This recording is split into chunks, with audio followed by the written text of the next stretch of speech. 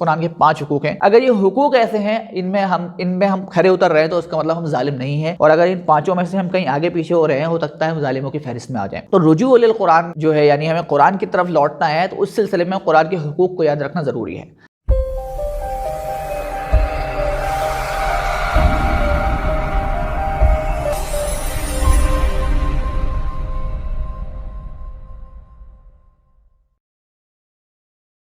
السلام علیکم ورحمۃ اللہ وبرکاتہ.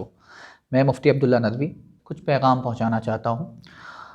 پیغام یہ ہے کہ اس وقت ہم لوگ ایک ایسے دور سے گزر رہے ہیں جہاں پہ ہر کوئی دین بیزاری کی طرف دوڑ رہا ہے، اور یہ ایک شعوری طور پہ بھی ہو رہا ہے اور غیر شعوری طور پہ بھی.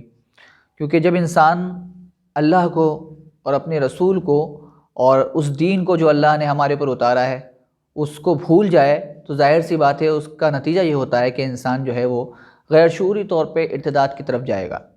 اور ارتداد جس تیزی سے امت مسلمہ میں سرایت کر رہا ہے، اس کی جو رپورٹس آپ پڑھیں گے تو آپ چونک جائیں گے کہ بڑے بڑے اچھے گھرانوں کے بچے جو ہیں وہ ارتداد کی طرف جا رہے ہیں، ملحدین ہو رہے ہیں، کمیونسٹ ہو رہے ہیں. اس کی بنیادی وجہ ہے اللہ کی اتاری ہوئی کتاب کلام اللہ سے دوری. اور جو بھی شخص کلام اللہ سے دور ہوگا تو وہ جو ہے شیطان کے چنگل میں آسانی سے آ جائے گا.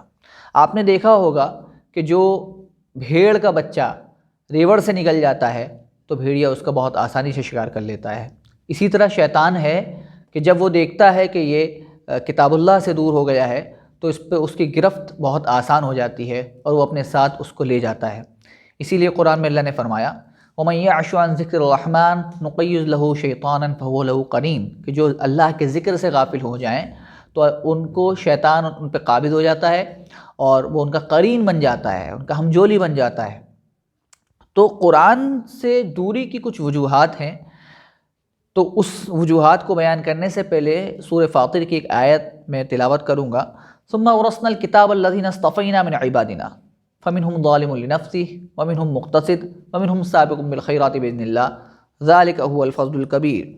یہ سورہ فاطر آیت نمبر 32 ہے، جس میں اللہ تعالیٰ فرماتے ہیں کہ ہم نے کتاب جو ہم نے اتاری تھی اس کے ذریعے ہم نے کچھ لوگوں کو چنا، منتخب کیا، وراثت دی.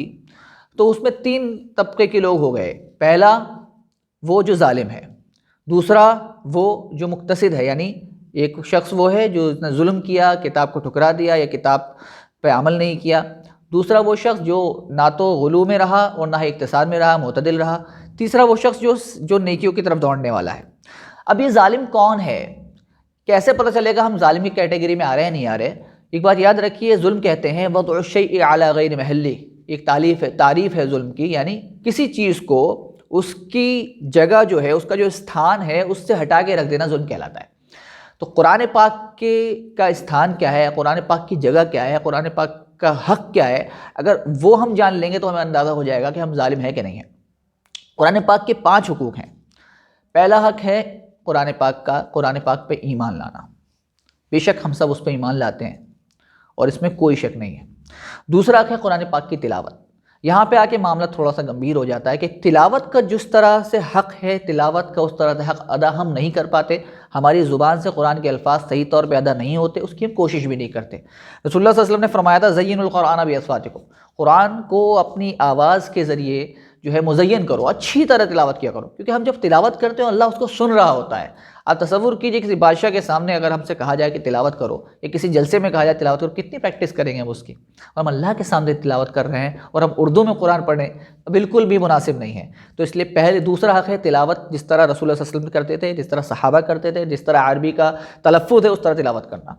تیسرا حق ہے کہ قرآن کو سمجھنا، یعنی قرآن پہ ایمان لیا ہے، ایمان لانے کے بعد قرآن پہ آپ نے تلاوت پہ عبور حاصل کر لیا، اب اس کو سمجھنا بھی ضروری ہے. اللہ نے کیا میسج دیا ہے، اللہ کا جو خط ہمارے نام آیا ہے وہ کیا ہے، کیا اللہ اس میں کہہ رہا ہے، کس چیز سے بچنے کو کہہ رہا ہے اور کس چیز سے کو کرنے کا حکم دے رہا ہے. یہ جب ہی معلوم ہوگا جب ہم قرآن سمجھیں گے. قرآن سمجھنے کے لیے ترجمے ہیں، تفاسیر ہیں، ویڈیوز ہیں، آڈیوز ہیں، بے تحاشا ہمارے پاس قرآن سمجھنے کے لیے ذرائع موجود ہیں. اگر ہم قرآن نہیں سمجھیں گے تو ہدایت نہیں پا پائیں گے. تو تیسرا حق یہ ہے. چوتھا حق یہ ہے سمجھنے کے بعد عمل کرنا. عمل سارے جتنا بھی اوپر سے نیچے تک اسٹیپس آ رہے ہیں، ایمان ہو گیا، تلاوت ہو گیا، قرآن کو سمجھنا ہو گیا، اس کا لب لباب عمل ہے. اگر عمل نہیں ہے تو سب بیکار ہے. تو قرآن پہ عمل، اور اس قرآن کا 5واں حق ہے قرآن کی تبلیغ کرنا، جتنا ہم نے سیکھ لیا اس کو آگے بڑھایا جائے۔ رسول اللہ صلی اللہ علیہ وسلم نے اسی لیے حجۃ الوداع کے موقع پہ آخری جو خطبہ دیا تھا اس پہ آپ صلی اللہ علیہ وسلم نے فرمایا تھا بلغوا عنی ولو آیہ، مجھ سے پہنچا دو بھلے ہی ایک آیت کیوں نہ ہو۔ تو اگر آپ ایک آیت جانتے ہو بھائی اور میری بہنوں اور میرے بھائیوں، اگر آپ ایک آیت جانتے ہو تو ایک آیت پہنچانا آپ پہ فرض ہے۔ اگر آپ وہ چھپا کے بیٹھ گئے اور آپ نے نہیں پہنچایا، قیامت کے دن سوال ہو جائے گا۔ تو قرآن کے 5 حقوق ہیں، اگر یہ حقوق ایسے ہیں ان میں ہم کھرے اتر رہے ہیں تو اس کا مطلب ہم ظالم نہیں ہیں، اور اگر ان 5 میں سے ہم کہیں آگے پیچھے ہو رہے ہیں، ہو سکتا ہے ہم ظالموں کی فہرست میں آ جائیں۔ تو رجوع القرآن جو ہے، یعنی ہمیں قرآن کی طرف لوٹنا ہے، تو اس سلسلے میں قرآن کے حقوق کو یاد رکھنا ضروری ہے۔ اب ہم ایک دوسرے پوائنٹ کی طرف آتے ہیں کہ قرآن پاک سے رجوع یعنی قرآن پاک کی طرف لوٹنے میں کون سی چیز ہے جو حائل آتی ہے جس کی وجہ سے ہم نہیں لوٹ پا رہے ہیں۔ تو اس میں پہلی چیز یہ ہے، قرآن پاک سے دور ہونے کے جو اسباب ہیں ان میں سب سے پہلا سبب ہے فضائل سے ناواقفیت۔ فضائل کسے کہتے ہیں؟ کسی چیز کی فضیلت بیان کرنا۔ جب تک ہمیں کسی چیز کی فضیلت معلوم نہیں ہوگی، کسی چیز کا فائدہ معلوم نہیں ہوگا کہ اس سے مجھے کیا فائدہ ہو رہا ہے، اس وقت تک میں اس کے پاس نہیں جاؤں گا۔ انسان کو اللہ نے جو نفس دیا ہے یا انسان کو جو وجود بنایا ہے، اس میں ایک چیز ہے فائدے کی طرف بھاگنا۔ یہ فطری چیز ہے، انسان کے اندر فطری صلاحیت پیدا کی اللہ نے۔ تو اگر فائدہ ہم نہیں بتائیں گے قرآن سے جوڑنے کا لوگوں کو کہ قرآن سے جڑنے کے یہ فائدہ ہوگا، آپ کی زندگی یہ تبدیل ہوگی، معاشرے میں یہ تبدیلی آئے گی، آپ کے بچوں کو یہ فائدہ ہوگا، آپ کے خاندان کو یہ فائدہ ہوگا، آپ کے شہر کو یہ فائدہ ہوگا، آپ کی انفرادی اجتماعی زندگی میں یہ تبدیلی آئیں گی، تب تک ہم قرآن سے نہیں جوڑ پائیں گے۔ تو پہلی چیز ہے قرآن کے فضائل سے ناواقفیت، جو عوام کو ناواقفیت ہے اس کی وجہ سے لوگ قرآن سے نہیں جوڑ پاتے۔ دوسری بڑی وجہ ہے والدین کا بچوں کو تربیت نہ کرنا۔ والدین کی ذمہ داری ہے کہ اپنے بچوں کی تربیت کی فکر کریں، جس طرح وہ دنیا کی فکر کرتے ہیں اس سے زیادہ ان کی آخرت کی فکر کریں، اور اصل تو آخرت ہی ہے۔ دنیا میں تو ہمیں چند دن رہنا ہے، ہمیشہ ہمیشہ تو آخرت میں رہنا ہے۔ تو آخرت کی فکر والدین نہیں کر رہے اپنے بچوں کی، اور اس سلسلے میں جو ہے وہ سیریس نہیں ہے، اسی لیے جو ہے قرآن سے بچے دور ہیں۔ تو قرآن سے جوڑنے کے لیے والدین کا بچوں کو تربیت کرنا اور اس پہ فوکس کرنا بہت ضروری ہے۔ تیسری بنیادی وجہ ہے سوشل میڈیا کا استعمال۔ فیس بک، واٹس ایپ، یوٹیوب جو ہم استعمال کرتے ہیں اس وہ قرآن سے ہمیں دور کرتا ہے، یاد رکھیے گا۔ بھلے ہی آپ سوچو کہ میں تو قرآن سے جڑنے کے لیے اسے یوز کر رہا ہوں، لیکن ہوتا کیا ہے جب آپ فائل کھولتے ہو، مثال کے طور میں موبائل ہے اور آپ نے اس کو اسٹارٹ کیا، اور اسٹارٹ کرنے کے بعد آپ نے اس میں فیس بک کھولا، تو فیس بک کھولنے کے بعد اس کے اندر سب رطب و یابس اچھا برا سب آئے گا، تو اس کی وجہ سے آپ ڈسٹریکٹ ہو جائیں گے، اپنے مقصد کو بھول جائیں گے، اور پھر آپ دوسری چیزوں میں لگ جائیں گے۔ تو سوشل میڈیا کا جتنا کم استعمال کیا جائے اتنا اچھا ہے، تبھی ہم قرآن سے جڑ پائیں گے۔ اور قرآن کو باضابطہ کتاب سے کھول کے پڑھنے کی کوشش کریں، نہ کہ موبائل سے۔ کتاب سے پڑھ کے کھولنے کی کوشش کریں گے تو انشاءاللہ العزیز ہمیں تدبر کی توفیق ہوگی، اس کے اندر جو ہے تلاوت میں ہی مزہ آئے گا اور اس کو سمجھنے میں بھی آسانی ہوگی۔ ایک چوتھی بنیادی وجہ ہے تعلیم کا نظام کا نہ ہونا۔ ہمارے اسکولز کے اندر قرآن کی تعلیم نہیں ہوتی ہے جس طرح ہونی چاہیے، تو ان قرآن کی تعلیم اپنے اسکولز کے اندر نافذ کی جائے۔ پانچویں بنیادی وجہ ہے تعلیم بالغان نہ ہونا، یعنی بڑے لوگ جو اڈلٹس ہیں، جو بڑے ہو گئے ہیں، اب چھوٹے نہیں رہے، ان کی تعلیم کا انتظام ہونا چاہیے۔ جو قرآن نہیں سیکھ سکے اب تک، تو مسجدوں کے لیول پہ ان کی تعلیم کا انتظام ہونا چاہیے۔ اور پانچویں بنیادی وجہ ہے قرآن کے علاوہ دوسری وظائف کی کتابوں کو زیادہ امپورٹنٹ دینا قرآن کے مقابلے میں۔ 16 سورہ، 5 سورہ، بے شک یہ ضروری چیزیں ہیں، لیکن اتنی ضروری نہیں ہے کہ ان کے ہوتے ہوئے قرآن کو بھلا دیا جائے۔ تو ہوتا کیا ہے، ہم چھوٹی چھوٹی کتابیں اپنے گھر پہ رکھتے ہیں کہ 5 سورہ کھول لیا، 16 سورہ کھول لیا، تو ہم اتنا ہی پڑھیں گے جتنا اس کے اندر ہے۔ 16 صورتیں پڑھیں گے، 25 صورتیں پڑھیں گے، لیکن قرآن کے اندر تو پوری 114 صورتیں ہیں، اور وہ رہ جائیں گی باقی صورتیں۔ 6666 آیتیں، 540 رکوع ہیں، تو وہ رہ جائیں گے، تدبر کی توفیق نہیں ہوگی۔ تو یہ 5 بنیادی وجوہات ہیں جو ہمیں قرآن کی طرف آنے سے روکتی ہیں، ہمیں ان پہ غور کرنا ہوگا۔ اب ہم آپ کو یہ بتائیں گے کہ کس طرح ہم لوگوں کو قرآن سے جوڑ سکتے ہیں اور کس طرح ہم ایک ماحول کریٹ کر سکتے ہیں قرآن سے جڑنے کا۔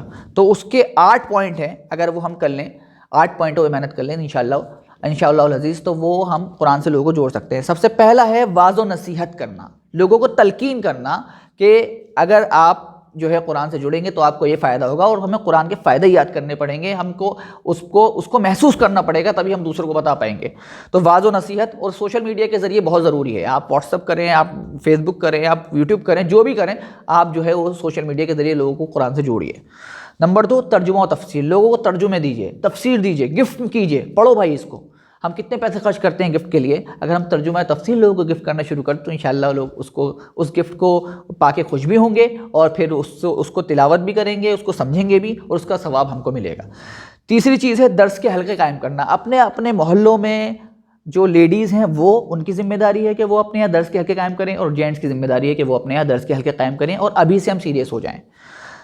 اس میں ایک پانچویں چیز ہے تواصو بالحق تواصو بالصبر، جو سورہ العصر کے آخر میں ہے کہ ایک دوسرے کو تلقین کرتے رہنا، ایک دوسرے کو یاد دلاتے رہنا، ہمیں یہ کرنا ہے، ہمیں یہ کرنا ہے، ہمیں یہ کرنا ہے، اور بار بار پوچھنا۔ تو یہ چیز جو ہے یہ کسی بھی امت کو بیدار کرنے کے لیے تواصو بالحق اور تواصو بالصبر ضروری ہے۔ چھٹا ہے کہ ایک ایک آیت پہ عمل کی مشق کرنا۔ جو میں نے سیکھ لیا، میں نے ایک ہی آیت سیکھی لیکن اس پہ عمل کی میں مشق کروں، تو اگر میں خود عمل کی مشق کروں گا تو مجھے مزہ آنے لگے گا، جب مجھے مزہ آئے گا تو میں دوسروں کو خود جوڑوں گا۔ جب تک آپ کو خود مزہ نہیں آئے گا کسی چیز کا، تب تک آپ کیسے کسی کو اس کی طرف لا سکتے ہیں؟ تو خود کانفیڈنٹ ہونا ضروری ہے، تو اس کے لیے ایک ایک آیت پہ عمل کی مشق کرنا۔ ساتواں جو پوائنٹ ہے وہ یہ ہے جس سے ہم قرآن سے لوگوں کو جوڑ سکتے ہیں، اجتماعی مطالعہ قرآن کے حلقے۔ یعنی مثال کے طور پہ آپ نے کیا کرا، آپ نے سورہ اخلاص لی اور کہا بھائی سورہ اخلاص کا ہم سب مطالعہ کریں اور اس کے بعد ہم ایک جگہ جمع ہوں، ایک ہفتے کا ٹائم ہے۔ آپ نے ایک ہفتے کا ٹائم دے دیا اپنے گروپ کو کہ تمہیں سورہ اخلاص دی جاتی ہے اور تمہیں 7 دن کے بعد سمجھ کے آنا ہے اور اپنے اپنا جو سمجھا ہے وہ بیان کرنا ہے۔ تو اس سے کیا فائدہ ہوگا، ایک ہی مجلس کے اندر بہت سارے نقطے قرآن کے ہم سمجھ جائیں گے۔ ضروری نہیں ہے جو میں سمجھ رہا ہوں وہی آخری پوائنٹ ہو، بلکہ میرا بھائی جو ہے مجھ سے بہتر سمجھ سکتا ہے، تو جو وہ سمجھ کے آیا ہو سکتا ہے اس سے مجھے بہت فائدہ ہو جائے۔ جب ہم گروپ اسٹڈی کریں گے قرآن کی تو بہت مزہ آئے گا، اس کو کہتے ہیں گروپ اسٹڈی، مطالعہ قرآن کے اجتماعی حلقے۔ اور ایک آخری جو پوائنٹ ہے وہ ہے علماء و صلحاء کی صحبت۔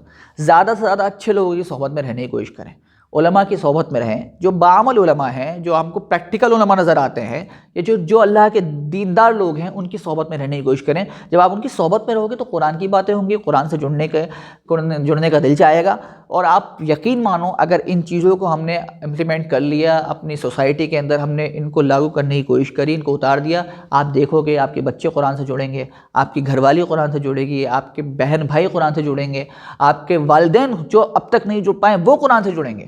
سب سے پہلی ذمہ داری تو میری اپنی فیملی کی ہے، میں اپنی فیملی کی فکر کروں۔ قرآن میں اللہ نے فرمایا ہے کہ یا ایھا الذین آمنوا قوا انفسکم واہلیکم نارا وقودھا الناس والحجارہ۔ آپ سوچئے ہم ساری دنیا کی فکر کریں، محلے کی فکر کریں، شہر کی فکر کریں اور اپنے گھر کو بھول جائیں تو کتنا بڑا افسوس کا مقام ہے۔ تو اپنے گھر سے شروعات کریں، انشاءاللہ العزیز آپ دیکھیں گے کہ بہت جلد لوگ قرآن کی طرف لوٹ کے آئیں گے، اور ارتداد کی جو آندھی چل رہی ہے صرف قرآن اس کا مقابلہ کر سکتا ہے۔ قرآن کو ارتداد کی آندھی کے مقابلے کھڑا کر دیجئے، انشاءاللہ العزیز لوگوں کا ایمان بھی بچ جائے گا، اور اللہ نے چاہا تو ہم بہت جلد دیکھیں گے وہ نظارہ اور وہ وقت کہ جب قرآن کی ہوا چلے گی، قرآن پہ عمل ہمیں جیتا جاگتا لوگوں کی زندگیوں میں نظر آئے گا۔ السلام علیکم ورحمۃ اللہ وبرکاتہ۔